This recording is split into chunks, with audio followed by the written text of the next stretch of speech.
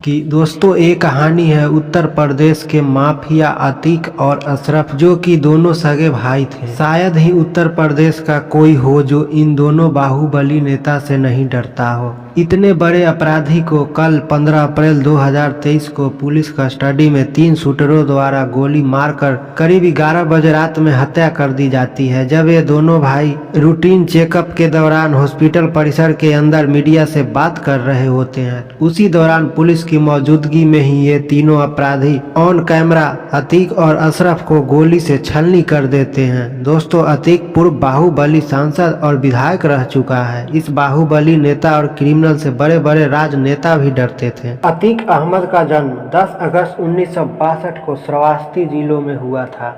अतीक का पिता का नाम फिरोज अहमद था। अतीक का पिता फिरोज अहमद रोजी रोटी के लिए इलाहाबाद में टांगा चलाते। पिता अतीक अहमद को पढ़ा लिखा कर बड़ा आदमी बनाना चाहता था, लेकिन अतीक की पढ़ाई में मन नहीं लगता था। उसने 10वीं में फेल होने के बाद अपनी पढ़ाई छोड़ दी। साल 1979 में 17 साल की उम्र में अतीक पर मर्डर का पहला इल्जाम लगा।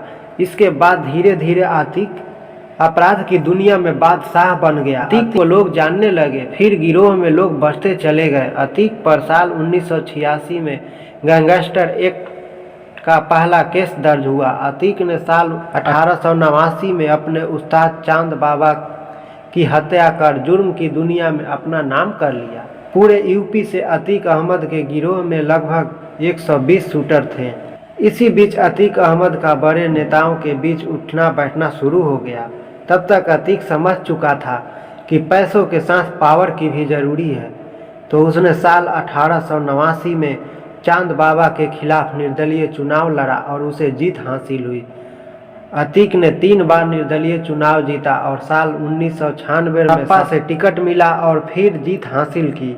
अतीक का राजनीति में कद बढ़ रहा था, वही अपराध की दुनिया में भी तेजी से नाम हो रहा था। अतीक अहमद ने साल 2004 में सोनेलाल पटेल की अपना दल पार्टी ज्वाइन की और फूलपुर संसदीय सीट का चुनाव जीतकर सांसद बन गया। सांसद बनने के बाद उसकी विधानसभा सीट खाली हो गई, तो उसने अपने भाई अशरफ को सपा से चुनाव लड़वाया, लेकिन बसपा के राजू पाल ने अशरफ के खिलाफ चुनाव जीत लिया और विधायक वे बन गए। अतीक और अशरफ इस हार को बर्दाश्त नहीं कर पाए। आरोप है कि इन्होंने 25 जनवरी 2005 को विधायक राजू पाल की दिन दहाड़े हत्या के 10 दिन पहले ही राजू पाल की शादी हुई थी। पत्नी पूजा पाल ने अतीक अशरफ के अलावा और लोगों पर हत्या का मुकदमा दर्ज करवाया। साल 2007 में यूपी में बसपा की सरकार बनी, तो पूजा पाल भी बसपा की टिकट से जीत हासिल कर विधायक बन गए। इसके बाद अतीक को वांटेड अपराधी के साथ उस पर इनाम घोषित कर दिया। अतीक को दिल्ली से गिरफ्तार किया गया। साल 2014 में अखिलेश सरकार ने सपा से टिकट लेकर चुनाव लड़ा, लेकिन उसे हार मिली। साल 2017 में जब यूपी में योगी आदित्यनाथ की सरकार बनी, तो अतीक अहमद के बुरे दिन शुरू हो गए। एक व्यापारी को जेल में धमकी देने और पिटाई का वीडियो वायरल हुआ। इसके बाद अतीक को गिरफ्तार किया गया और फिर उसे गुजरात की साबरमती जेल में भेज दिया गया।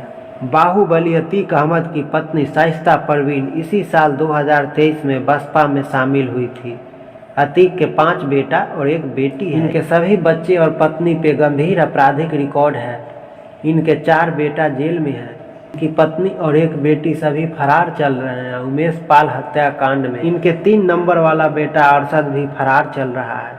प्रयागराज में 24 फरवरी 2022 को एक हत्याकांड होता है, जिसमें उमेश पाल और उनके 2 सुरक्षाकर्मी को गोली मारकर हत्या कर दी जाती है और यह पूरी वारदात आसपास के एक सीसीटीवी कैमरे में कैद हो जाती है।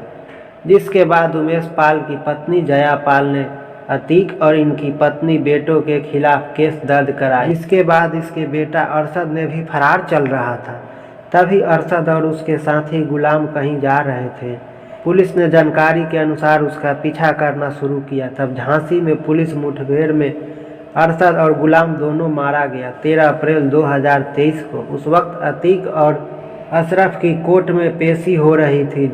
जब अतीक को पता चला कि उसका बेटा मारा गया, तो उसने कोर्ट रूम में ही दहाड़ मार कर रोने लगा। इधर पुलिस अरशद के लाश को 15 अप्रैल 2023 को सुपुर्द खाक करवा दिया। तभी बेटे के सुपुर्द खाक के 11-12 घंटे बाद 15 अप्रैल 2023 की रात 10:36 के करीब अतीक और उसके भाई अशरफ को भी पुलिस कस्टडी में ही 3 अपराधी ने ताबड़तोड़ फायरिंग कर मौत के घाट उतार दिया।